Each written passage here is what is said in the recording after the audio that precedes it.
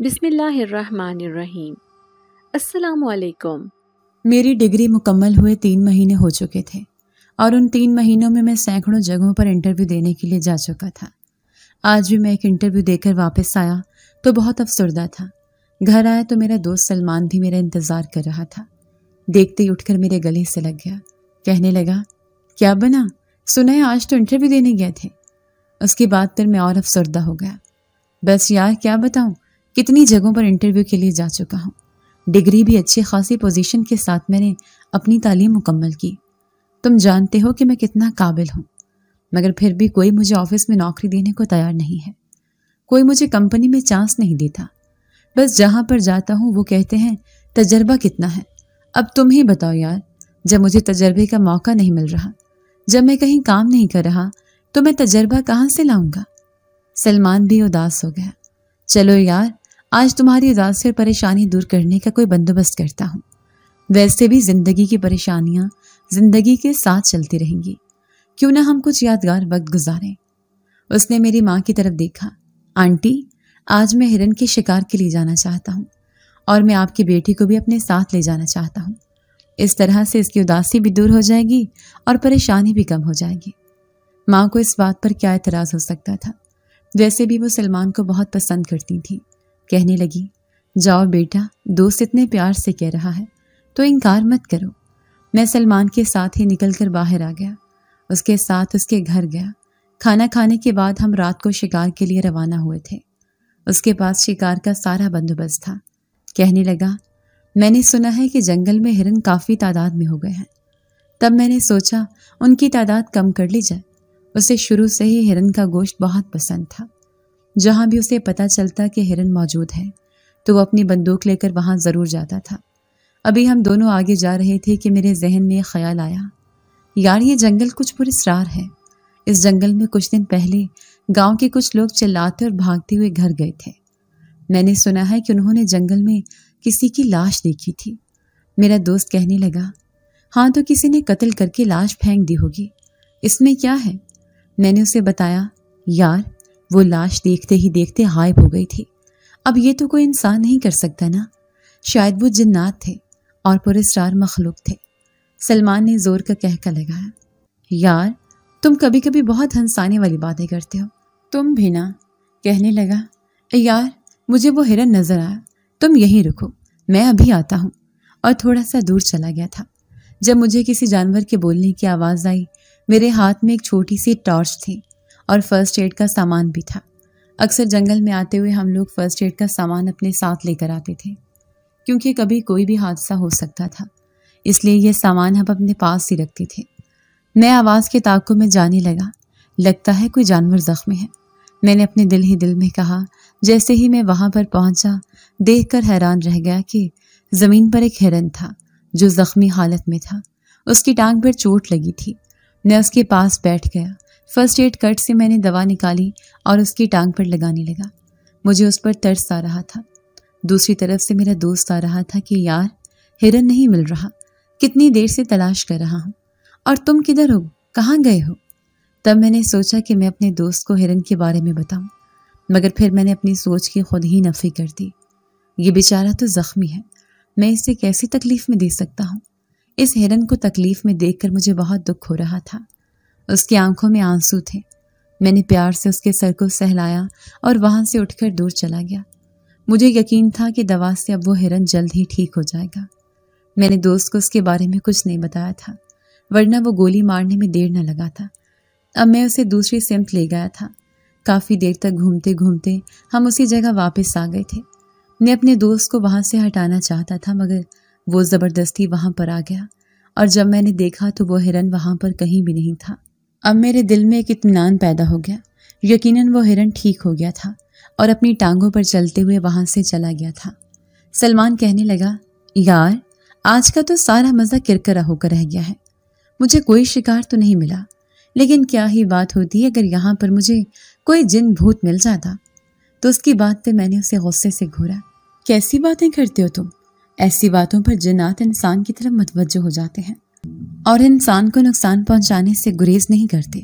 मेरी बात पर अब वो हंसे जा रहा था और फिर अचानक ही खामोश हो गया। وہ ایک طرف روشنی مارنے لگا، اس کے چہرے پر ہوائیاں اڑنے لگیں۔ وہ بہت گھبرا گیا تھا۔ میں نے پوچھا، کیا ہو گیا سلمان، اتنا پریشان کیوں ہو گئے ہو؟ کہنے لگا، کچھ نہیں یار، چلو یہاں سے چلتے ہیں۔ ہم وہاں سے آ گئے، مگر وہ بار بار پیچھے مڑ کر دیکھ رہا تھا۔ مجھے کچھ سمجھ نہیں آ رہا تھا کہ اسے ہوا کیا ہے۔ وہ ہمیشہ سے ہی بہادر تھا، پل بھر میں اس کا رویہ بدل گیا تھا، مگر وہ جیسے ڈرنے لگا تھا اور بار بار خوف سے پیچھے مڑ کر دیکھ رہا تھا۔ یہ بات مجھے چونکا رہی تھی۔ اس نے گاڑی کرائے پر لے رکھی تھی اور وہی ڈرائیو کر رہا تھا۔ گاڑی چلاتے ہوئے بھی وہ شیشے سے پیچھے مڑ کر دیکھ رہا تھا۔ اب مجھ سے رہا نہیں گیا۔ کیا ہو گیا سلمان، بار بار پیچھے مڑ کر کیا دیکھ رہے ہو؟ کہنے لگا، یار جب میں نے تم سے جن والی بات کی تو میں نے دیکھا کہ وہاں پر ایک لڑکی کھڑی تھی جس کے بال کھلے ہوئے تھے، مگر وہ بہت پیاری تھی۔ اس سے پہلے کہ میں اس کی طرف جاتا وہ دیکھتے ہی دیکھتے غائب ہو گئی۔ بس تب سے مجھے ڈر لگ رہا ہے۔ دوبارہ میں نے وہ لڑکی نہیں دیکھی، مگر مجھے ایسے محسوس ہو رہا ہے جیسے کوئی میرے پیچھے آ رہا ہے۔ اب جب میں نے اس کی بات پر خاموشی سے اپنے محسوسات پر غور کیا تو مجھے بھی یہی محسوس ہو رہا تھا کہ کوئی ہمارا پیچھا کر رہا ہے۔ مجھے اپنے آس پاس ایک انجانی خوشبو اور کسی کی موجودگی کا احساس ہو رہا تھا، مگر میں نے اس بات کو اپنا وہم سمجھ کر جھٹک دیا تھا۔ گھر آیا تو ماں جاگ رہی تھی۔ ارے بیٹا، اتنی دیر لگا دی تم لوگوں نے، بتاؤ شکار ملا؟ میں نے مختصر ماں کو ظاہری رودات بتائے۔ بیٹا، اچھا کیا تم نے ایک زخمی جانور پر رحم کیا، اللہ تم پر رحم کرے گا، دیکھنا تمہیں اللہ اس نیکی کا بہت اجر دے گا۔ اگلے دن جب میں اٹھا تو ماں کہنے لگی، بیٹا تمہارے لیے ایک لیٹر آیا ہے۔ میں نے لیٹر کھول کر دیکھا تو وہ اسی کمپنی کا لیٹر تھا جہاں پر میں کچھ دن پہلے انٹرویو دینے گیا تھا۔ یہ آفر لیٹر تھا اور وہ بہت اچھی تنخواہ پر مجھے نوکری کی پیشکش کر رہے تھے۔ میرا خوشی کے مارے برا حال ہو گیا۔ ماں، مجھے نوکری مل گئی ہے اور اس کی تنخواہ بھی بہت اچھی ہے۔ ماں بھی شکرانے کے نفل پڑھنے لگی۔ کل سے ہی میں نوکری پر جا سکتا تھا۔ اب تو میں نے پورے محلے میں یہ خوشی کی خبر پھیلا دی تھی۔ سب مجھے مبارکباد دے رہے تھے۔ یہ غریبوں کا محلہ تھا، یہاں پر سبھی غریب اور محنت کش لوگ رہتے تھے۔ بچپن سے ہی میں ان سب لوگوں کو مزدوری اور محنت کرتے ہوئے دیکھ رہا تھا۔ مجھے کبھی کبھی ان پر ترس بھی آتا تھا۔ جب چھوٹا تھا تو ان لوگوں کو مزدوری کرتے جاتے دیکھتا تھا، اپنے ابا سے سوال کرتا تھا، ابا یہ لوگ مزدوری کیوں کرتے ہیں؟ کیا یہ لوگ کام کر کے تھکتے نہیں ہیں؟ ابا کہتے، بیٹا ان کا دل تو چاہتا ہے آرام کرنے کا، مگر کیا کریں کہ مجبوریاں ایسی ہیں جو ان کو آرام بھی نہیں کرنے دیتی۔ بیچارے اپنے بیوی بچوں کے لیے روزانہ ہمت کر کے کام پر چلے جاتے ہیں۔ تب میں ان سے پوچھتا، وہ یہ کام کیوں کرتے ہیں؟ کوئی اچھا کام کیوں نہیں کرتے؟ ابا کہنے لگے، بیٹا انہوں نے وقت پر پڑھائی نہیں کی، اگر پڑھائی کر لیتے، کسی قابل ہو جاتے تو یار یہ کام نہ کرنا پڑتا۔ تب میں نے خود سے فیصلہ کر لیا تھا کہ میں پڑھ لکھ کر کسی قابل بنوں گا تاکہ مجھے یہ مزدوری نہ کرنی پڑے، بلکہ میں افسر بنوں گا۔ اور یہ بات میرے ذہن میں میرے اماں ابا نے بٹھا دی تھی۔ حالانکہ اس محلے میں رہنے والے بچوں کا پڑھائی کی طرف رجحان نہیں تھا، چھوٹی عمر میں ہی انہیں کام دھندے پر لگا دیا جاتا، مگر مجھے میرے ماں باپ نے پڑھایا تھا۔ میں ابھی میٹرک میں تھا جب ابا کا انتقال ہو گیا۔ تب مجھے اپنے سارے خواب چکنا چور ہوتے محسوس ہوئے تھے، مگر ایسے میں ماں نے میری ہمت بندھائی، بیٹا میں سلائی کر کے گزارا کر لوں گی، تمہاری پڑھائی کا خرچ اٹھا لوں گی، مگر ان سبھی خوابوں کو پورا کروں گی جو میں نے اور تمہارے باپ نے تمہارے حوالے سے دیکھے تھے۔ مجھے اچھا نہیں لگتا تھا کہ میری بوڑھی ماں محنت کرتی رہے اور میں ہاتھ پر ہاتھ رکھ کر بیٹھا رہوں۔ تب میں کبھی کسی دکان پر کام کرنے لگا تو کبھی کسی ٹھیلے والے کے پاس، مگر میں رکا نہیں تھا، دن رات محنت کرتا تھا۔ میری ماں مجھے روکتی تھیں کہ تم پڑھائی پر توجہ نہیں دے سکو گے۔ تب میں ان سے کہتا کہ آپ بالکل فکر مت کریں، پڑھائی میرے لیے پہلے ہے اور ویسے بھی گھر کی ذمہ داریاں اٹھانا میرا فرض ہے، آپ کا نہیں۔ یوں میں محنت کرتا رہا اور میں نے کبھی پیچھے مڑ کر نہیں دیکھا۔ کتنی جگہوں پر انٹرویو دیے، انہوں نے مجھے امید بھی دلائی کہ نوکری دے دیں گے، مگر پھر وہ کسی اور کو رکھ لیتے، شاید سفارشی کو یا پھر رشوت لے کر۔ مگر اب مجھے میری محنت کا پھل مل گیا تھا، مجھے اچھی تنخواہ پر نوکری مل گئی تھی۔ محلے کے لوگ کہنے لگے، تم بہت خوش قسمت ہو بیٹا، جس کا مستقبل سنور گیا ہے، جو چاہا تھا مل گیا ہے۔ اب میں نوکری پر جانے لگا تھا۔ 1 مہینے کے بعد ہی میں نے ایک چھوٹی سی پرانی مگر اچھی سائیکل خریدی تھی جو میرے آنے جانے میں آسانی کرتی تھی۔ اس دن میں آفس سے واپس آ رہا تھا۔ جب میں نے راستے میں ایک فقیرنی کو دیکھا۔ وہ پھٹے پرانے کپڑوں میں تھی اور اس کا حال بہت خراب تھا۔ بیچاری بہت پریشان لگ رہی تھی۔ اسے دیکھ کر میں نے اپنی بائک اس کے سامنے روکی تو یہ دیکھ کر حیران رہ گیا کہ وہ ایک نوجوان لڑکی تھی۔ بیچاری کی پتہ نہیں ایسی کون سی مجبوری تھی جو اس حال میں پہنچ گئی تھی۔ میں نے اسے پوچھا تو کہنے لگی، صاحب جب سے ہوش سنبھالی ہے خود کو یہی سب کرتے دیکھا ہے۔ میں نہیں جانتی میں کون ہوں، میرا نام کیا ہے، میں کہاں سے ہوں، بس اتنا ہی پتہ ہے کہ میں فقیرنی ہوں اور لوگوں سے مانگ کر گزارا کرتی ہوں۔ کوئی دے دے تو اس کا بھی بھلا اور نہ دے تو اس کا بھی بھلا۔ میں نے کہا، تم رہتی کہاں ہو؟ تم خوبصورت ہو، جوان ہو، کیا تم پر لوگوں کی نظر نہیں پڑتی؟ انہوں نے کبھی تم سے فائدہ اٹھانے کی کوشش نہیں کی؟ تو وہ کہنے لگی، صاحب جی فائدہ اٹھانے کی کوشش تو لوگ بہت کرتے ہیں، مگر وہ کیا ہے نا، بچانے والی ذات اوپر والے کی ہے اور وہ مجھے برے لوگوں سے محفوظ رکھتا ہے۔ میں نے کہا، تمہارا کوئی گھر نہیں ہے تو تم رہتی کہاں ہو؟ وہ کہنے لگی، کبھی کسی مزار پر تو کبھی کسی درخت کے پاس تو کبھی فٹ پاتھ پر، بس جہاں جگہ مل جائے وہیں گزارا کر لیتی ہوں۔ مجھے سن کر خوف آ گیا تھا۔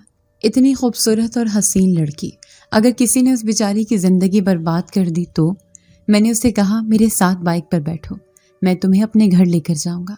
میرے گھر میں میری بوڑھی ماں ہے، وہ اکیلی ہوتی ہے، تم سے مل کر انہیں اچھا لگے گا۔ وہ میرے ساتھ ڈرتے ڈرتے بائک پر بیٹھ گئی تھی۔ پتہ نہیں بیچاری کو کس بات کا خوف تھا۔ اس نے میرے کندھے پر ہاتھ رکھا تو تھوڑی دیر کے بعد مجھے اپنا کندھا جلتا ہوا محسوس ہونے لگا۔ اس کا ہاتھ بہت گرم تھا، جیسے اسے بہت تیز بخار ہو۔ میں نے اس سے پوچھا بھی، کیا تم بیمار ہو؟ تمہارا ہاتھ اتنا جل کیوں رہا ہے؟ اس نے میرے کندھے سے اپنا ہاتھ اٹھا لیا۔ بس بابو جی، بخار ہی سمجھ لیں۔ آپ کتنے دنوں سے پیٹ بھر کر کھانا نہیں کھایا، کھانا کھاؤں گی تو ٹھیک ہو جاؤں گی۔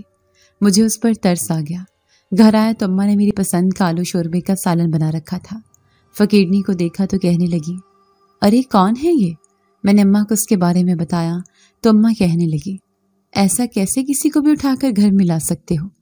کتنے مانگنے والے ہیں، کتنے فقیر ہیں، یہ تو ان لوگوں کا پیشہ ہوتا ہے، تمہیں اسے یہاں نہیں لانا چاہیے تھا۔ میں اماں کی بات سن کر شرمندہ ہو گیا۔ وہ فقیرنی کہنے لگی، آپ کی ماں صحیح کہہ رہی ہے، آپ کو مجھے یہاں نہیں لانا چاہیے تھا، صبح مجھے وہیں پر چھوڑ دیجیے گا جہاں سے مجھے لائے ہیں۔ اماں کو بھی اپنی غلطی کا احساس ہوا۔ کہنے لگی، آج کل کسی پر بھروسہ نہیں کیا جا سکتا، وقت آنے پر ہی پتہ چلتا ہے کہ کوئی اندر سے کیسا ہے۔ مگر اگلے دن اماں کہنے لگیں کہ اسے کچھ دن یہاں پر رہنے دو، بیچاری پتہ نہیں کون ہے۔ اماں کو اس سے اچانک سے اتنی ہمدردی کیوں ہو گئی، میں حیران رہ گیا، مگر کچھ کہے بغیر آفس چلا گیا۔ جب گھر واپس آیا تو گھر کا نقشہ ہی بدلا ہوا تھا۔ پورا گھر چمک رہا تھا، سرخ اینٹوں کا فرش جیسے رگڑ رگڑ کر دھویا گیا تھا۔ سارے کپڑے، بیڈ شیٹیں، سب کچھ دھلا ہوا چادر پر پڑا ہوا تھا۔ یہ سب دیکھ کر مجھے اچھا بھی لگ رہا تھا، گھر سے ایک چپ سی خوشبو بھی آ رہی تھی۔ اس وقت میں نے اس فقیرنی کو دیکھا، وہ اماں کے ہی کپڑوں میں ملبوس تھی اور اس نے اماں کو اپنی محبت ایسے پیدا کر لی تھی کہ اماں اب اس سے بہت چاہنے لگی تھی۔ ارے بیٹا، یہ تو اللہ کا انعام ہے جو تم اس گھر میں لے کر آ گئے ہو، مجھے یہ لڑکی بہت پسند ہے۔ سوچتی تھی کہ تمہاری شادی کرنے کے لیے میں گلیوں میں خاک چھانتی پھروں گی، لوگوں کے گھروں میں بار بار جانا پڑے گا، مگر دیکھو اللہ نے بیٹھے بٹھائے میرا یہ مسئلہ حل کر دیا۔ اماں کی بات سن کر میں چونکا۔ کیا کہہ رہی ہیں اماں؟ کہنے لگی، ارے بیٹا، میں اس فقیرنی کی بات کر رہی ہوں، میں اس کا نکاح تمہارے ساتھ کرنا چاہتی ہوں، اس طرح اسے گھر بھی مل جائے گا، تمہیں بیوی بھی، اور مجھے گھر سنبھالنے والی بہو بھی مل جائے گی، اور کیا چاہیے؟ میں پریشان ہو گیا۔ اماں مانتا ہوں کہ وہ خوبصورت ہے، سلیقہ شوار ہے، سب کچھ ہے، مگر پھر بھی میں اس کے بارے میں کچھ بھی نہیں جانتا، میں کیسے شادی کروں؟ اماں کو غصہ آ گیا تھا۔ تو تم اس کے ساتھ شادی کر لو، یہ میں کہہ رہی ہوں، لڑکی اچھی ہے، بس حالات کی ستائی ہوئی ہے، برے حالات کا شکار ہوئی ہے، ایسا انسان برا نہیں ہوتا، قابل محبت ہوتا ہے۔ اماں کی بات پر آگے میں مجبور ہو گیا تھا، کہنے لگا، ٹھیک ہے اماں، اگر آپ کہتی ہیں تو میں چاندنی کے ساتھ نکاح کر لوں، مجھے کوئی اعتراض نہیں ہے۔ چاندنی کی آنکھوں میں بھی چمک نظر آ رہی تھی، اس کا چہرہ خوشی سے چمک رہا تھا، شاید وہ بھی اس رشتے پر خوش تھی، اور پھر اسی جمعے کو اماں نے سادگی سے ہم دونوں کا نکاح کر دیا تھا۔ کہنے لگی، نیک کام میں زیادہ دیر نہیں کی جاتی، और मोहल्ले वाले भी बातें बनाते हैं कि एक जवान लड़की को अपने जवान बेटे की मौजूदगी में घर में क्यों रखा है। अब उनकी भी जुबानें बंद हो जाएंगी। शादी की रात जब मैं कमरे में आया तो चांदनी घूंघट निकाले मेरा इंतजार कर रही थी। मैं गहरी सांस लेकर उसके पास आया, घूंघट उठाकर देखा तो देखता ही रह गया। वो सादगी में भी कयामत ढा रही थी। मैं जो उससे बेजार था, न जाने कैसे मैं उसकी मोहब्बत में गिरफ्तार होता चला गया और उसका हक अदा हो गया। अगली सुबह सब कुछ निखरा निखरा सा लग रहा था। चांदनी भी बहुत खुश लग रही थी और अम्मा हमें देख देख कर निहाल हो रही थी। वक्त यूं ही गुजरता जा रहा था। शायद कई महीने बीत गए थे। एक रात का जिक्र है जब आधी रात को अचानक से मेरी आंख खुली। मैंने देखा कमरे में चांदनी कहीं भी नहीं थी। मैं अपनी जगह पर उठकर बैठ गया। अरे चांदनी कहाँ गई? दरवाज़ा तो अंदर से बंद है, खिड़की भी अंदर से बंद है, तो वो कहाँ जा सकती है? कमरे में वॉशरूम भी नहीं था। अगर उससे वॉशरूम जाना होता तो दरवाज़ा खोलकर बाहर जाती। मैं सोचने लगा कि वो कहाँ गई है और कैसे। तभी उसकी आवाज़ मेरे कानों से टकराई थी। क्या हो गया आपको? आधी रात को ऐसे क्यों बैठे हैं? उसकी नींद भरी आवाज़ सुनकर मैं चौंका। देखा तो वो मेरे पहलू में सो रही थी। मैं फटी फटी आंखों से उसे देखने लगा। अरे तुम यहाँ? अभी तो यहाँ पर नहीं थी। वो हैरान हो गई। क्या मतलब? कहाँ थी मैं? मुझे समझ नहीं आ रहा था कि मैं उससे क्या कहूँ, इसलिए मैं खामोश हो गया और सोच सोच कर पागल होने लगा कि वो तो कमरे में कहीं भी नहीं थी, फिर अचानक से वहाँ पर कैसे आ गई थी। फिर मैंने सोचा कि मेरा वहम हो सकता है, वो तो यहीं पर सो रही होगी। शायद नींद में था इसलिए मुझे वाज़ेह नज़र नहीं आया। मगर कुछ दिनों बाद दोबारा से ऐसे ही हुआ था। अब की बार कमरे का दरवाज़ा खुला हुआ था। मेरी आधी रात को आँख खुल गई थी। मेरी हमेशा से आदत थी कि जब मेरी एक बार आँख खुल जाती थी तो फिर दोबारा सोने में कितने घंटे भी लग जाते थे। उसने न जाने कैसे एक अजीब से एहसास से मेरी आँख खुल गई। मैंने देखा तो चांदनी अपनी जगह पर नहीं थी। मैंने सोचा कि शायद वॉशरूम ही गई होगी, मगर काफ़ी देर गुजर गई, वो कमरे में नहीं आए। पूरा घंटा बीत गया था। अब तो मैं परेशान हो गया था। क्या वो माँ के कमरे में है? अम्मा की तबीयत ठीक है? बीमार तो नहीं है? ये सोचकर मैं कमरे से बाहर निकला। अम्मा के कमरे का दरवाज़ा बंद था। वो सुकून से सो रही थी। अब मैं सोच सोच कर पागल होने लगा कि चांदनी कहाँ गई है। मैंने घर देखा, कहीं नहीं थी। मुझे छत के ऊपर से बातों की आवाज़ आ रही थी। मैं आहिस्ता आहिस्ता सीढ़ियाँ चढ़कर ऊपर जाने लगा। मेरे कदमों की आवाज़ बहुत हल्की थी। मैं देखना चाहता था कि छत पर कौन है जिसके साथ वो छुपकर बात कर रही है। मेरे और अम्मा से छुपकर यकीनन वो कोई ऐसा था जिसके साथ वो हमारे सामने बात नहीं कर सकती थी। तभी तो आधी रात को उसने इसे घर में बुलाया था। मेरा गुस्से से खून खौलने लगा। आज से पहले मैंने कभी चांदनी के ऊपर शक नहीं किया था, कभी उसके बारे में गलत नहीं सोचा था, मगर आज मैं उसके बारे में गलत सोचने पर मजबूर हो गया था। जैसे ही मैं आखिरी सीढ़ी पर पहुंचा तो अचानक से मेरी आंखों के सामने अंधेरा छा गया। मैंने एक अजीब मंजर देखा था। मेरे सामने एक दीवार तन गई थी, काले रंग की दीवार। ना मैं उसके पार जा सकता था, ना उसके पार देख सकता था। मैंने बहुत हाथ पांव मारे, ऊपर जाने की कोशिश की, मगर वो दीवार जैसे हटने का नाम नहीं ले रही थी। वो दीवार आहनी थी, जैसे लोहे की दीवार हो। मुझे समझ नहीं आ रहा था कि मेरे साथ क्या हो रहा है। क्या ये कोई पुरस्कार मामला था? मैं घबरा गया था। नीचे पलट कर आया, कमरे में देखा तो वो सुकून से सो रही थी, ऐसे जैसे वो कमरे से बाहर निकली ही नहीं। अब मैं सोच सोच कर पागल होने लगा कि छत पर जिसको मैंने देखा था, जिसकी आवाज़ सुनी थी, वो कौन थी।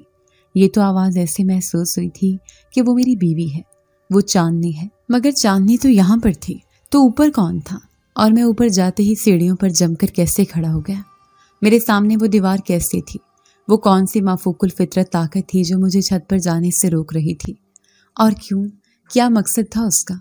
मैं सोच सोच कर पागल होने लगा कि अगर मेरी बीवी कमरे में ही सो रही थी तो मुझे वो पहली नज़र क्यों नहीं आई? अब अक्सर ऐसा होता, वो गायब हो जाती। अक्सर अम्मा भी कहती, बेटा तुम्हारी बीवी तो बहुत अच्छी है, बहुत अच्छे काम करती है, खाना बहुत अच्छा बनाती है, मगर बेटा वो अचानक से कहाँ हो जाती है। और जब उससे पूछती हूँ तो वो कहती है कि मैं तो यहीं पर थी, मैंने कहाँ जाना है। मैं भी चौंका। माँ, ये बात मैंने महसूस की है। मैं उस पर शक नहीं कर रहा, उस पर इल्ज़ाम नहीं लग रहा, मगर माँ तुम खुद बताओ कि वो आधी रात को कहाँ जाती है, और तुम बता रही हो कि वो दिन को भी गायब हो जाती है। क्यों? शरीफ औरतों का तो ये शेवा नहीं होता। वो जहाँ जाती हैं घर वालों को बता कर जाती हैं। माँ भी खामोश थी। नहीं बेटा, अपनी बीवी पर किसी किस्म का शक मत करना, वो भले लोग हैं, नेक है। मैंने उसकी आंखों में शराफत देखी है। मामला कुछ और है जो मेरी और तुम्हारी समझ से ऊपर का मामला है, मगर इस मामले में तुम्हारी बीवी के किरदार में कोई झोल नहीं है। मैं खामोश हो गया था। अपनी बीवी के हर अमल को गौर से देखने लगा तो मुझ पर यह इंकशाफ हुआ कि वो बाकी औरतों से बहुत मुख्तलिफ है। जो काम करने में आम औरत घंटा लगाती थी वो 10 मिनट में कर लेती। उसके खाना बनाने में जो जायका था वो सबसे मुनफरिद था। सादा सा खाना भी इतना लजीज बनाती कि इंसान अपनी उंगलियां चाटता रह जाता। उसे सिलाई में महारत हासिल थी। जिस कपड़े को वो हाथ लगा लेती वो निखर कर रह जाता। बहुत सारी खूबियां थी उसमें जो अगर गिनने बैठूं तो कभी ख़त्म ना हो। मगर उसका अचानक से गायब हो जाना, वो कहाँ जाती थी, किससे मिलती थी? अगर वो अपने घर वालों से मिलती थी तो उसे ये बात मुझे बतानी चाहिए थी। हकीकत ये थी कि उसने आज तक मुझे अपने घर वालों के बारे में नहीं बताया था। ऐसा कैसे हो सकता है? दुनिया में उसका कोई भी रिश्ता मौजूद ना हो। सो कोई ना कोई रिश्ता तो मुझे ढूंढना चाहिए था। उसकी माँ ना सही, बाप सही, नहीं तो कोई और रिश्तेदार। हमारी शादी को 1 साल का अरसा बीत गया था। माँ ने उठते बैठते कहना शुरू कर दिया कि तुम्हें अभी तक बेटा नहीं हुआ। मेरी कितनी ख्वाहिश है कि अल्लाह तुम्हें अल्लाह की खुशी से नवाजे। बेटा ना सही, बेटी ही दे दे। मेरी बीवी उदास हो जाती। ये तो अल्लाह की देन है ना, मैं क्या कर सकती हूँ? आप मुझसे ऐसे फरमाइश कर रही हैं जैसे ये मेरे इख्तियार में है। तब अम्मा भी उदास हो जाती। अरे बेटा, मैं तुम्हें दुआ करने को बोल रही हूँ। तुम दुआ करो अल्लाह से, अच्छी उम्मीद रखो, देखना सब ठीक हो जाएगा। अम्मा उसे मज़ारों पर लेकर जाती थी, दम दरूद भी करवाती थी। अम्मा को डर था कि कहीं औलाद की बंदिश तो नहीं की गई, मगर मैं उन बातों को नहीं मानता था। माँ, ऐसी बातों का कोई वजूद नहीं होता। अल्लाह पर भरोसा रखो, अल्लाह है ना, वो सब संभालेगा। अल्लाह के होते हुए कैसा गम, कैसा डर। मुझे अल्लाह की ज़ात पर यकीन था, जिस ज़ात ने मुझे आज तक संभाला था, जब मुझे यहाँ तक लेकर आया था। आगे भी मेरा वही वाली था और वो मुझे संभालने वाला था। देखते देखते कई साल बीत गए थे। घर में खुशहाली आ गई थी, मेरी तरक्की हो गई थी और मेरी बीवी ने भी सिलाइयाँ करके इतने पैसे जमा कर लिए थे कि एक दिन वो पैसे मेरे सामने लाकर रख दिए। मैं हैरान रह गया। अरे चांदनी, ये लाखों की रकम तुम्हारे पास कैसे आई? अरे ये मैंने जमा किए हैं, काम किया है। आपको मेरी बात पर यकीन नहीं है तो अम्मा से पूछ लें। मेरे पास सिलाई के लिए कितने लोग आते हैं, कढ़ाई के लिए भी। जब पैसे देते हैं वो मैं रख लेती हूँ। ये ले, आप कोई छोटा सा कारोबार कर लें, अल्लाह ने चाहा तो अल्लाह ज़रूर बरकत देगा। मैंने उसके पैसे उसे वापस कर दिए। नहीं चांदनी, ये तुम्हारे हैं, तुम्हारी मेहनत की कमाई। चांदनी, तुमने जाने कैसे बचत करके अपनी कैसी ज़रूरतों से मुंह मोड़कर उन्हें जमा किया होगा। वो कहने लगी, ये पैसे आपकी खुशी से ज़्यादा अहमियत नहीं रखते। आप कारोबार करेंगे तो जो मुनाफा आएगा वो मेरा ही तो होगा, ये घाटे का सौदा नहीं है। मैं उसकी फराख दिली पर मुस्कुराया, मगर दिल में उसके लिए मोहब्बत पहले से ज़्यादा बढ़ने लगी। कुछ मेरे पास अपनी भी जमा पूंजी थी। कुल मिलाकर उसकी रकम 5 लाख थी। उसमें कुछ पैसे डालकर मैंने अपना एक छोटा सा फूड पॉइंट बना लिया था और अल्लाह के करम से मेरा काम चंद दिनों में ही चल निकला। दूर दूर से ऑर्डर आने लगे थे जिनको पूरा करना मेरे लिए मुश्किल हो जाता, मगर मैं लगा रहा। दिन में नौकरी पर रहता तो शाम को अपने काम पर ध्यान देता। घर में रुपए पैसे की रेल पेल होने लगी थी। अम्मा की मैंने सारी ख्वाहिशों को पूरा किया, जो चाहती थी उन्हें वो सब ला कर दिया। दूसरी तरफ चांदनी बहुत नेक दिल थी, कभी ना शुक्री नहीं करती थी। एक दिन मुझे कुछ कागजात की ज़रूरत थी, मैं उन्हें ढूंढने लगा था। ढूंढते ढूंढते मेरे हाथ में एक बैग लगा। मैंने सोचा कि शायद वो सब कागजात उस बैग में होंगे, तो मेरा मुंह हैरत से खुला रह गया। उस बैग में बहुत सारे जेवरात और बहुत से पैसे थे। मैं हैरान था कि चांदनी के पास इतना जेवर, इतना पैसा कहाँ से आया। उस वक्त वो भी कमरे में आई और ये सब देख लिया। वो हैरान रह गई। अरे आपने मेरा सामान क्यों खोला? किसी की इजाज़त के बगैर उसका सामान खोलना अच्छी बात नहीं होती। वो खफगी से बोली और जल्दी से सामान समेटने लगी थी। मैंने उसका हाथ पकड़ लिया। चांदनी, ये बताओ ये सब कहाँ से आया और कैसे? वो नज़रें चुराने लगे। आप इन बातों के पीछे क्यों पड़ जाते हैं? चांदनी, मैं तुमसे ये पूछ रहा हूँ ये सब कैसे आया? मैं तुम्हें इतने पैसे नहीं देता कि तुम इतने कीमती जेवर बनवाओ और ये लाखों के रुपए जमा करके रखो। मुझे बताओ तुम्हें किससे ये सब मिला? कहीं तुम मुझे धोखा तो नहीं दे रही? इस बात पर उसकी आंखों में आंसू आ गए थे। वो धाड़े मार मार कर रोने लगी। मैं कभी आपको धोखा देने के बारे में सोच भी नहीं सकती। मेरा ज़मीर नहीं मानता कि मैं आपको धोखा दूं, और मैं ऐसा कभी नहीं करूंगी। मगर ये सब क्या है, कहाँ से आया, मुझे कोई जवाब दो तो। वो कहने लगी, मैं वादा करती हूँ आपको जल्द ही सब कुछ बता दूंगी, बस अभी आप मुझसे कुछ मत पूछें। अभी मैं आपको कुछ भी नहीं बता पाऊंगी। उसने बैग मेरे हाथ से लिया और अलमारी में जाकर रख दिया। माँ कहती हैं, बेटा घर में बहुत अजीबोगरीब वाक़यात पेश आते हैं। कभी कभी सोचती हूँ कि तुम्हें बताऊं, कभी सोचती हूँ कि ना बताऊं। मैं परेशान हो गया। मैंने कहा, माँ बताएं मुझे क्या हुआ है, कौन सी बात आपको परेशान कर रही है। कहने लगी, हमारे फ्रिज में बेमौसम फल पड़े रहते हैं। तुम्हें पता है, ये बात मैंने भी नोट की थी कि हमारे फ्रिज में हर वक्त फल रहते थे।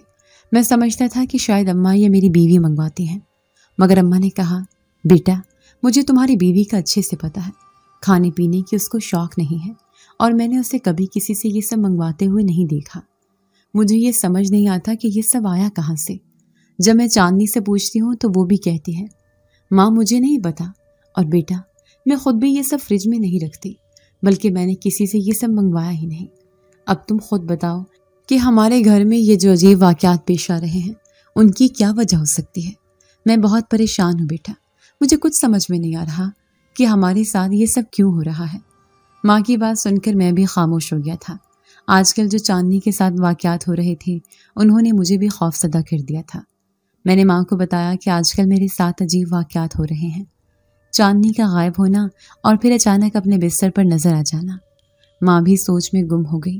कहने लगी, बेटा मुझे लगता है हमारे घर में जिन्नात का असर हो गया है। शरीर और नापाक जिन्नात का हमारे घर में सुकून था, खुशहाली थी, और शायद ये बात हमारे दुश्मनों से बर्दाश्त नहीं हो रही। शायद किसी ने जादू जिन्नात तावीज़ात से ये जिन्नात हम पर मुसल्लत कर दी है, ताकि वो हम लोगों का जीना हराम कर सके। मगर मैं इन बातों पर यकीन नहीं रखता था। माँ, हम पर किसने जादू करना है, और क्यों? यहाँ पर सभी हमारे जैसे गरीब गुरबा लोग हैं। कौन होगा वो जो ये काम करेगा? माँ कहने लगी, बेटा वही लोग तो ये काम करते हैं जो खुद किसी नेमत से दूर होते हैं और दूसरे के पास भी उस नेमत को बर्दाश्त नहीं कर सकते। वही लोग हसद की वजह से ज़िंदगी अजीरन कर देते हैं। मुझे लगता है कि वो लोग हमें यहाँ से निकालना चाहते हैं। अगर दुश्मनों ने ऐसी चाल चली और हमें ज़्यादा मुश्किलात में फंसा दिया, तब क्या होगा? मैं माँ की बातें सुन सुनकर परेशान हो रहा था। आज से पहले मुझे जादू जिन्नात के वजूद पर यकीन ही नहीं था, मगर जो कुछ मेरे साथ हो रहा था उससे मैं इनकार भी नहीं कर सकता था। अगर ये जिन्नात की कर्ज नहीं थी तो ये कैसे मुमकिन था कि मेरी बीवी जो मेरी नज़रों के सामने हो, वो मुझे नज़र आना बंद हो जाए और फिर अचानक से मेरे सामने आ जाए। ये बात बहुत अजीब थी, और चांदनी के पास एक बार फिर से मैंने जेवरात और बहुत सारे पैसे देखे थे। इस बार मैं एक बहुत बड़ी मुश्किल में फंस चुका था। मेरे ऑफिस में किसी मुलाजिम ने चोरी कर ली थी। वो बहुत बड़ी रकम थी और उसने पैसे मेरे कैबिन में छुपा दिए थे। मैं उस सब से बेखबर था। मैं तो बॉस के साथ मिलकर उनके पैसों को ढूंढ रहा था, उनकी परेशानी में परेशान था। मैं क्या जानता था कि मेरे साथ ही चाल चली जा रही है। दरअसल बॉस का मुलाजिम, जिसे उन्होंने अपने ओहदे से हटा दिया था, अब उसका ओहदा मुझे दे दिया था, क्योंकि मैं ईमानदार भी था और मेहनत से सारे काम करता था। उस आदमी से ये बात बर्दाश्त नहीं हो रही थी। तभी उसने मुझे उस ऑफिस से निकालने का बंदोबस्त कर लिया और यूँ उसने वो रकम चोरी करके मेरे कैबिन में पड़े हुए मेरे बैग में छुपा दी थी। बॉस ने सबकी तलाशी ली, मगर किसी के पास से भी सामान नहीं निकला। फिर मुझे कहने लगे कि अब मैं आपके सामान की भी तलाशी लूँगा। मजबूरी है। सब मुलाजमों के साथ साथ आपके लिए भी वही असूल हैं जो मैंने पूरे स्टाफ के लिए रखे हैं। जब उन्होंने मेरे सामान की तलाशी ली तो उसमें से वो सारे पैसे बरामद हो गए थे। वो मुझे कहने लगे, मिस्टर, आप मुझे बताना पसंद फरमाएंगे कि आपके पास इतनी बड़ी रकम कहाँ से आई है? और ये रकम तो वही है जो अभी मेरे ऑफिस से किसी ने चुराई है। मैंने भी बैंक से ये पैसे निकलवा कर लाए थे और उसी लिफाफे में बंद थे। ये देख लें, यहाँ पर बैंक की स्टैम्प भी लगी हुई है। अगर आपने मेरे पैसे नहीं चुराए तो आपके पास इतनी रकम कहाँ से आई? आप मुझे इसकी तफसील बताएं, और ये भी कि जब चोरी हो रही थी तो तब आप कहाँ थे? मेरे माथे पर पसीना चमकने लगा था। मैं बुरी तरह से घबरा गया था। मैंने बॉस से कहा कि ये सब मैंने नहीं किया। मैं नहीं जानता कि मेरे बैग में ये पैसे कहाँ से आए हैं। मैं खुद बेखबर हूँ। जितना आप परेशान हैं मैं भी उतना ही परेशान हूँ। मैं तो सुबह से अपने कैबिन की तरफ आया ही नहीं। وہ کہنے لگے اس لیے تم اپنے کیبن کی طرف نہیں آئے تاکہ میں تم پر شک نہ کر سکوں، مگر دیکھ لو یہ سامان تمہارے پاس سے برآمد ہوا ہے۔ اب میں پولیس کو بلاتا ہوں تو وہ خود ہی تم سے سچ اگلوا لے گی، اور اس کے ساتھ ساتھ پولیس وہ باتیں بھی اگلوا لے گی جو آج سے پہلے تم نے جرم کیے ہوں گے، جو گناہ کیے ہوں گے۔ اگر تم خود ہی اپنی غلطی تسلیم کر کے مجھ سے معافی مانگ لیتے تو میں ایک قدم نہ اٹھاتا۔ تبھی باس کے ایک ملازم نے کہا اگر آپ CCTV کیمرہ دیکھ لیتے تو وہاں سے آپ کو ثبوت مل جاتا۔ باس نے اس کی بات مان لی تھی، کہنے لگے چور مل تو گیا ہے، مگر ایک بار پھر سے تمہارے کہنے پر CCTV کیمرہ بھی دیکھ لیتے ہیں کہ ریکارڈ میں کیا ہے۔ جب انہوں نے ریکارڈ نکالا تو اس میں صاف نظر آ رہا تھا کہ میں نے نہیں بلکہ دوسرے ورکر نے وہ پیسے نکالے تھے۔ یہ دیکھا تم دونوں نے آپس میں ملے ہوئے ہو، اور پھر انہوں نے دیکھا کہ اسی نے وہ سامان میرے کیبن میں ڈالا تھا، اور وہ اس بات سے بے خبر تھا کہ یہاں پر بھی کیمرے ہیں جو اس کی ایک ایک حرکت کو نوٹ کر رہے ہیں۔ میں کہنے لگا باس آپ جانتے ہیں کہ میں اس سے آفس میں بھی بات نہیں کرتا، اس سے زیادہ میل جول ہی نہیں کرتا، اور یہ بھی مجھے کتنا ناپسند کرتا ہے۔ اس نے مجھے پھنسانے کی سازش کی ہے۔ اب باس کو بھی ساری بات سمجھ میں آ گئی تھی۔ انہوں نے مجھ سے معذرت کی، مجھے غلط فہمی ہو گئی تھی، مجھے آپ کے ساتھ ایسا برتاؤ نہیں کرنا چاہیے تھا۔ جب یہ سارے پیسے آپ کے پاس سے برآمد ہوئے تو مجھے لگا کہ چوری آپ نے ہی کی ہے۔ تبھی انہوں نے پولیس کو کال کر کے وہاں پر بلا لیا تھا۔ پولیس نے جب اپنے طریقے سے تفتیش کی تو اس آدمی نے ساری بات تسلیم کر لی کہ یہ سب اس نے حسد اور نفرت میں آ کر کیا۔ باس مجھ سے بار بار اپنے رویے پر معافی مانگتا رہا، مجھ سے معذرت کرتا رہا، مگر اب میرا دل ہی نہیں چاہتا تھا کہ اب میں دوبارہ وہاں پر جاؤں۔ گھر آیا تو ماں پریشان ہو گئی۔ کیا ہو گیا بیٹا، بتاؤ مجھے۔ تب میں نے روتے ہوئے ماں کو ساری بات بتائی کہ کس طرح سے باس کے ورکر نے میرے پاس پیسے رکھوا دیے تھے اور مجھے اس نے سب کی نظروں میں ذلیل کر دیا۔ ماں نے اپنا سر ڈھانپ لیا۔ کتنا گھٹیا انسان تھا وہ جس نے تم پر الزام لگایا، میرے معصوم بیٹے پر۔ بیٹا تم بالکل فکر مت کرو، اللہ نے چاہا تو سب ٹھیک ہو جائے گا، تمہارا دل بھی مطمئن ہو جائے گا۔ تمہیں پریشان ہونے کی ضرورت نہیں ہے، کیونکہ اگر تمہارا سچ بھی سب کے سامنے آ گیا اور دوسرے باس نے تم سے معذرت بھی کی ہے، مگر میں وہاں پر نہیں جانا چاہتا۔ میری بیوی کہنے لگی آپ اپنا کاروبار کر لیں، اب وہاں کیا ضرورت ہے جانے کی۔ میں نے اسے کہا کاروبار کرنے کے لیے میرے پاس پیسے نہیں ہیں، اس کے لیے بہت بڑی رقم چاہیے، لاکھوں میں۔ تب وہ کہنے لگی کہ آپ کو جتنی بھی رقم چاہیے میں آپ کو دینے کے لیے تیار ہوں، مگر آپ اپنا کام کریں۔ اس کی بات پر میرا منہ کھلے کا کھلا رہ گیا۔ میری آنکھوں کے سامنے وہ بیگ گھوم گیا تھا جس میں میں نے بہت سارے پیسے اور زیورات دیکھے تھے۔ اب میں اپنی بیوی سے کہنے لگا مجھے اچھا سچ بتاؤ، وہ پیسے کس کے تھے اور زیورات بھی؟ ماں اس کی بات سے بے خبر تھی۔ بیٹا کیا بات کر رہے ہو تم؟ میری بیوی کہنے لگی وہ میرے پاس کسی کی امانت ہے، اس کے بارے میں آپ کو نہیں بتا سکتی، مگر آپ کو آپ کی ضرورت کے مطابق کچھ پیسے ضرور دے سکتی ہوں۔ چاندنی بات کچھ پیسوں کی نہیں ہو رہی، لاکھوں کی رقم کی ہو رہی ہے، اور اتنے پیسے تمہارے پاس کہاں سے آئیں گے؟ بتاؤ ذرا مجھے۔ وہ مسکرائی تھی۔ میرے پاس سے آپ فکر مت کریں، اور یہ پیسے ہر حرام کے نہیں ہیں، حلال کی کمائی کے ہیں۔ میں اپنا سر پکڑ کر رہ گیا۔ تم مجھے پاگل کر دو گی جب تم نہ کہیں نوکری کرتی ہو، نہ کہیں کام، اور نہ تمہارے ماں باپ کی کوئی جائیداد ہے، تو پھر تمہارے پاس یہ پیسے آئے کہاں سے؟ مجھے بتاؤ۔ وہ کہنے لگی میں آپ سے وعدہ کرتی ہوں میں آپ کو جلد ہی بتا دوں گی، بس آپ آج کا دن آفس میں نہیں جائیں گے، آپ اپنا کام کریں گے۔ میں چاہتی ہوں کہ آپ بہت ساری ترقی کریں، بہت کامیابی حاصل کریں۔ میں اس کی بات پر بالکل خاموش ہو گیا تھا۔ اگلے دن اس نے مجھے 10 لاکھ کی رقم دی تھی۔ میں تو حیران رہ گیا، اتنی رقم تمہارے پاس کہاں سے آئی؟ وہ کہنے لگی میں جانتی ہوں کہ اس رقم سے کوئی زیادہ بڑا کاروبار نہیں کیا جا سکتا، مگر آپ کوئی چھوٹی موٹی دکان تو بنا ہی سکتے ہیں نا۔ اللہ نے چاہا اس میں برکت دی تو آپ کا کاروبار بڑے پیمانے پر پھیل جائے گا۔ میں نے اس کی بات مان لی، شہر میں ایک دکان کرائے پر لی اور اللہ کا نام لے کر اس میں سامان ڈلوا لیا تھا۔ میں نے کپڑے کے کام سے شروع کیا تھا۔ اس دن گھر آیا تو ماں کہنے لگی ارے بیٹا چاندنی کہاں ہے؟ صبح سے گھر نہیں آئے، تمہیں بتا کر گئی ہے؟ ماں کی باتیں سن کر میں پریشان ہو گیا۔ ماں مجھے تو کہیں بتا کر نہیں گئی۔ میں کمرے میں آیا تو ایک طرف ایک چٹ لکھی ہوئی تھی۔ میں نے کھول کر دیکھا، اس پر لکھا تھا میں آپ کی زندگی سے جا رہی ہوں۔ یہ پڑھ کر میری آنکھوں میں آنسو آ گئے۔ میں ایک دم سے وہیں پر بیٹھ گیا اور زاروں قطار رونے لگا۔ میں نے ماں کو بلایا اور چٹ دکھائی، ماں بھی رونے لگی۔ میں تو کہتی تھی کہ اس میں کچھ خاص ہے، اس کی عادتیں بالکل فقیروں والی نہیں، امیروں والی تھی۔ اس کی بول چال، اس کا رویہ، سب کچھ بڑے لوگوں والا تھا۔ میں اس کی عادتیں، اس کا اعلیٰ اخلاق اور ظرف دیکھ کر حیران ہوتی تھی۔ کئی بار تم سے میں نے کہنا چاہا کہ تم اسے کہاں سے لے کر آئے تھے، مگر پھر یہ سوچ کر خاموش ہو جاتی کہ تم پریشان ہو جاؤ گے۔ ماں، آپ نے اس سے پہلے مجھے کیوں نہیں بتایا؟ کہنے لگی، بیٹا ایک اور بات تھی جو میں نے تمہیں بتانا چاہتی تھی مگر ہمیشہ رک جاتی تھی۔ اس کے ساتھ کچھ پراسرار طاقت تھی۔ بیٹا کتنی بار ایسا ہوا کہ میں نے اس کی طاقتوں کو اپنی آنکھوں سے دیکھا۔ جب بھی کسی مشکل میں ہوئی، کسی پریشانی میں ہوئی، تو اس نے پلک جھپکتے ہی میرا وہ مسئلہ، وہ پریشانی حل کر دی۔ جس دن سے وہ اس گھر میں آئی ہے، اس دن سے گھر میں خوشحالی ہے، سکون ہے، برکت ہے۔ اور میں ماں کی باتوں کو حیرت سے سنتا جا رہا تھا۔ دیکھتے ہی دیکھتے دن مہینے سالوں میں بدلتے گئے۔ میرے کاروبار نے بہت ترقی کر لی تھی۔ مجھے کاروبار میں بہت نفع ہوا تھا، اور یہ سب اس چاندنی کی وجہ سے ہی تو تھا۔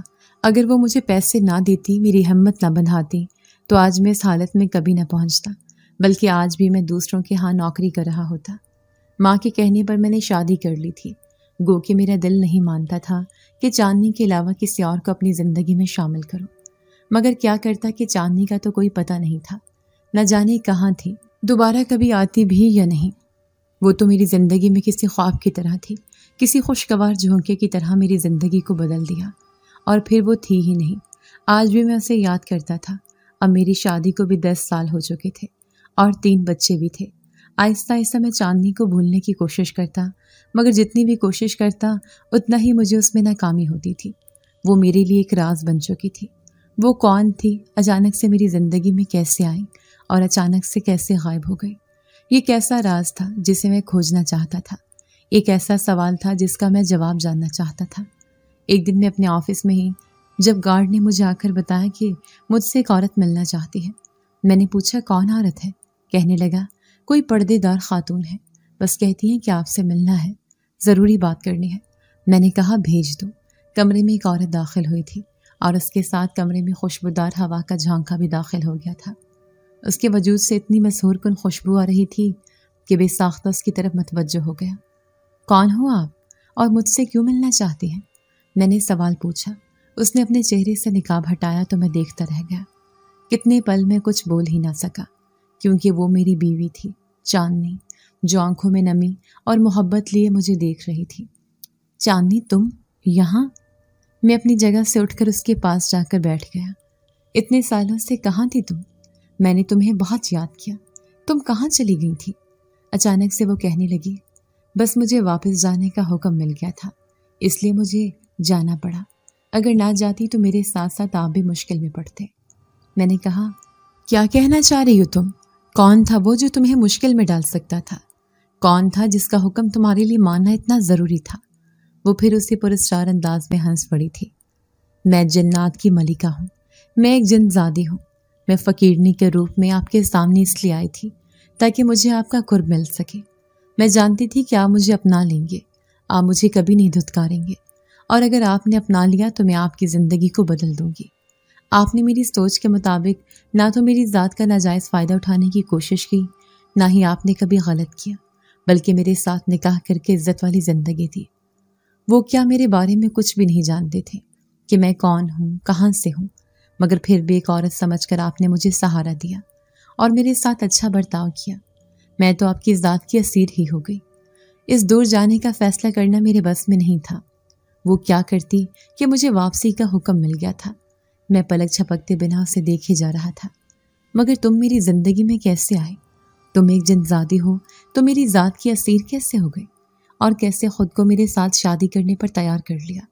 وہ کہنے لگی، تو نے تو مجھے اسی دن خرید لیا تھا جب تم نے میری مدد کی تھی، جب میں زخمی تھی۔ بجائے اس کے کہ تم بھی میری ذات سے فائدہ اٹھاتے، تم نے میرا سہارا بننا زیادہ بہتر محسوس کیا۔ میں اس کی بات پر چونکا۔ کب کی بات کر رہی ہو؟ میں نے تو تمہیں کبھی زخمی حالت میں نہیں دیکھا تھا، میں نے تو تمہیں پہلے دن اسی دن دیکھا تھا۔ وہ کہنے لگی، تم یاد کرو جب ایک بار تم نے اس ہرنی کو زخمی ہونے پر بچایا تھا، اس کے زخموں پر مرہم پٹی کی تھی۔ مجھے وہ واقعہ یاد آ گیا۔ کہنے لگی، اس وقت میں ہرنی کے روپ میں تھی اور وہ تمہیں آزمانا چاہتی تھی کہ تم کیا کرو گے، میری مدد کرو گے یا پھر مجھے شکار کر لو گے۔ मगर तुमने मेरा दिल जीत लिया। उसके बाद ही मैंने फैसला किया कि मैं तुम्हारी ज़िंदगी में आऊँगी और तुम्हारी ज़िंदगी को बदल दूँगी। मेरी आंखों से मुसलसल आंसू बहे जा रहे थे। वो धीरे से मुस्कुराई और नर्म आवाज़ में बोली, अगर ये आंसू खुशी के हैं तो इन्हें बहने दो, क्योंकि खुशी के आंसू कभी बोझ नहीं बनते, बल्कि दिल के बोझ को हल्का कर देते हैं। और अगर ये महरूमी के आंसू हैं, अगर इनमें दुख और उदासी छुपी है, तो इन्हें पोंछ डालो, क्योंकि अब तुम्हारी ज़िंदगी से हर महरूमी, हर दुख, हर खला अल्लाह के करम से ख़त्म होने वाला है। वो दिन गुजर गए जब तुम्हारे दिल पर तन्हाई का बोझ था। अब तुम्हारे नसीब में सुकून लिख दिया गया है। मैंने अपनी लरजती आवाज़ में पूछा, तो क्या अब भी वापस चली जाओगी, या हमेशा के लिए मेरी दुनिया का हिस्सा बन चुकी हो? वो लम्हा भर खामोश रही, जैसे अपने दिल के अंदर झांक रही हो। फिर आहिस्तगी से बोली, मैं हमेशा तुम्हारी ज़िंदगी से दूर रह सकूं, ये मेरे लिए भी आसान नहीं है। मैं आती जाती रहूंगी, कभी करीब आकर तुम्हारे दिल की धड़कनों के साथ सांस लूंगी और कभी दूर जाकर तुम्हारी यादों में कैद रहूंगी। ये मेरा वादा है कि तुम कभी अकेली नहीं रहोगे। उसके बाद यूं होने लगा कि वो अक्सर मेरे पास आने लगी, ख़ास तौर पर जब भी चांद की 14वीं रात होती। वो जैसे अपने किसी अटल वादे के तहत हमारी दुनिया में ज़रूर आती। वो रातें मेरे लिए ख्वाब और हकीकत के बीच कोई मकाम बन जाती। मैं उसके साथ पूरी रात कभी चांदनी से नहाई छत पर बैठता और कभी समंदर के किनारे जाकर उसके साथ खामोशी में बातें करता। उसकी मौजूदगी में अल्फाज की भी ज़रूरत नहीं पड़ती थी, बस लहरों की आवाज़, हवा की सरसराहट और चांदनी की रोशनी सब कुछ कह देती थी। मेरी बीवी अक्सर मुझसे शिकायत करती, आप पूरी रात कहाँ गायब रहते हैं? मैं जागती रहती हूँ, आपका इंतज़ार करती हूँ। मैं मुस्कुराकर बस इतना कह देता, मेरी बाकी सारी रातों के वक्त पर तुम्हारा हक है, बस उस एक रात के बारे में मुझसे सवाल मत किया करो। मैं कुछ करीबी दोस्तों के साथ वक्त गुजारना पसंद करता हूँ। उसने शुरू में ज़िद की, कुछ बहस करने की कोशिश भी की, मगर फिर जाने क्यों उसने इस मामले में खामोशी अख्तियार कर ली। शायद उसके दिल को भी कहीं न कहीं एहसास था कि इस राज को खरीदना उसके हक में बेहतर नहीं। यूं वक्त गुजरता रहा और मैं अपनी ज़िंदगी के उस मकाम तक पहुंच गया जिस तक पहुंचने के लिए लोग सदियों की रियाजत करते हैं, बरसों की मेहनत और कुर्बानियां देते हैं।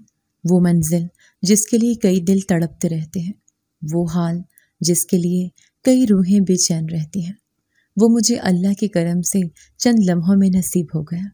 और मैं जानता था कि ये सब महज मेरे आमाल या मेरी तलब की वजह से नहीं था, बल्कि ये सब मेरी माँ की सच्ची दुआओं का नतीजा था। मेरी माँ ने हमेशा अल्लाह के हजूर हाथ उठाकर मेरी आसानियों और खुशियों की दुआ की थी, और आज वो दुआएं रंग ला रही थीं।